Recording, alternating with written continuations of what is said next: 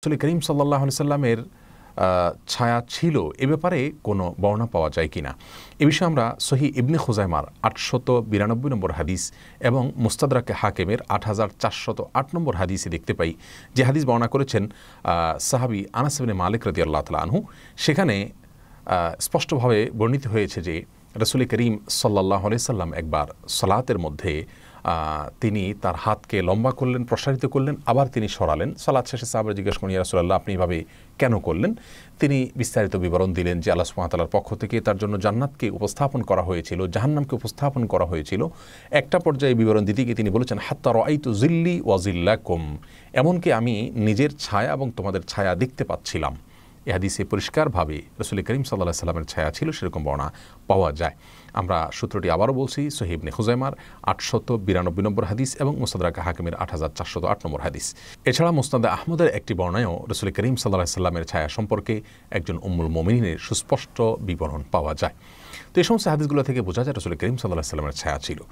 তৃতীয়ত, রাসূল করিম সাল্লাল্লাহু আলাইহি সাল্লাম একজন মানুষ ছিলেন। আল্লাহ সুবহানাহু ওয়া তাআলা তাকে মানুষ হিসেবে সৃষ্টি করেছেন। মানবীয় যত গুণাবলী রয়েছে সবগুলি তার ভিতরে ছিল। শুধুমাত্র মানুষের মধ্যে যে সমস্ত নিচুতা এবং যে সমস্ত সমালোচনাযোগ্য ত্রুটি ছিল সেগুলো থেকে আল্লাহ সুবহানাহু ওয়া তাআলা তাকে পবিত্র রেখেছেন, পরিচ্ছন্ন রেখেছেন। এছাড়া মানুষের মতোই খাওয়া, পড়া এবং বাজারে যাওয়া এবং বিয়ে শাদী করা, সন্তান সন্ততির বাবা হওয়া, সমস্ত কাজগুলো অন্য সাধারণ মানুষের মতোই তিনি করতেন। এবং এ সম্পর্কে কোরআন কারীমের বহু আয়াত সুস্পষ্টভাবে রয়েছে।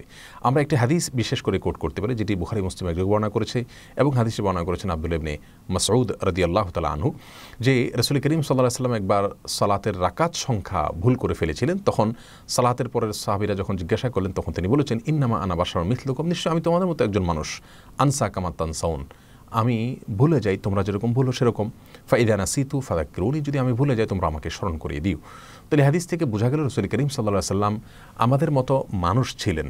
তিনি এও বলেছেন, লা তুতরুনি কামা আতরাতিন নাসারা ইবনে মারইয়াম, আমার ব্যাপারে তোমরা বাড়াবাড়ি করো না মর্যাদা দিতে গিয়ে, যেমনটি খ্রিস্টানরা ইবনে মারইয়াম বা ঈসা আলাইহিস সালাম সম্পর্কে করেছেন, তাকে আল্লাহর পুত্র পর্যন্ত বলেছেন। অতএব আমার মর্যাদা দিতে গিয়ে তোমরা বাড়াবাড়ি করবে না। তাহলে রাসূল করিম সাল্লাল্লাহু আলাইহি ওয়াসাল্লামের ভিতরে মানবীয় যে সমস্ত গুণাবলী সেগুলো কিন্তু ছিল। তিনি কিন্তু ছায়া গ্রহণ করতেন। আমরা বিখ্যাত একটি ঘটনা জানি, সিরাতের কিতাবগুলোতে এসেছে যে তিনি তায়েফে দাওয়াত দিয়ে ফেরার পথে ক্লান্ত শ্রান্ত হয়ে তিনি কিন্তু গাছের নিচে ছায়া নিয়েছেন। তার জীবনে বহু জায়গায় কাবার ছায়া নিয়েছেন, গাছের ছায়া নিয়েছেন, এরকম বর্ণনা পাওয়া যায়। বাইরাহা নামক বাগানের ছায়া নিয়েছেন, এরকম ভুরি ভুরি বর্ণনা পাওয়া যায়। তিনি যদি নূরের তৈরি হতেন, আলোর তৈরি হতেন, আলো আবার ছায়ার প্রয়োজন হবে কেন? অতএব এগুলো কোরআন হাদিসের আলোকে সম্পূর্ণরূপে ভুল এবং ভ্রান্ত কথা।